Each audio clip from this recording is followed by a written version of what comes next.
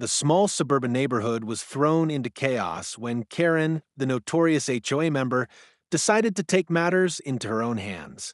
It all began when the town was forced to evacuate due to an impending storm that was predicted to cause massive damage. As the emergency evacuation buses rolled into the neighborhood, one by one, ready to take residents to safety, Karen stood by, her face twisted in frustration. She had always been outspoken about her opposition to the evacuation plan, convinced that the storm wasn't going to be as bad as everyone feared. But as more and more buses arrived, her anger turned into something more dangerous. In an act of defiance, she stormed over to the first bus, pulling out a large knife from her bag. Within seconds, she slashed the tires, one by one, rendering the evacuation bus completely useless. The sound of a knife slicing through rubber echoed down the street, but Karen didn't care. She was on a mission to stop the evacuation, convinced that she was right and that her actions would somehow protect her neighborhood. However, Karen didn't anticipate how quickly things would escalate. The slashed tires weren't just an inconvenience, they were a safety hazard.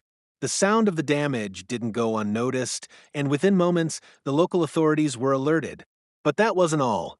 The National Guard, who had been stationed nearby in case the storm took a turn for the worse, were called in as well.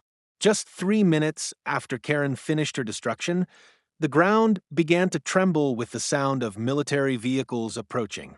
An armored personnel carrier, APC, appeared at the end of the street, followed by several more. The noise was deafening as the convoy rolled into the neighborhood, their massive tires crunching the pavement beneath them.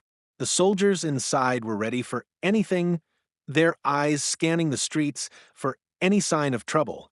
Karen's face drained of color when she saw the APCs, realizing that her little act of rebellion had just caught the attention of forces far beyond her control. The National Guard had arrived, and they were not about to tolerate any further disruptions.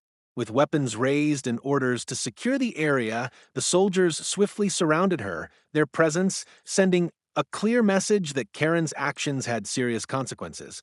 In just a matter of minutes, her efforts to prevent the evacuation were effectively neutralized, and the neighborhood was soon on its way to safety, thanks to the swift response of the National Guard. Karen, now caught in the midst of her own chaotic mess, was left standing there, utterly defeated.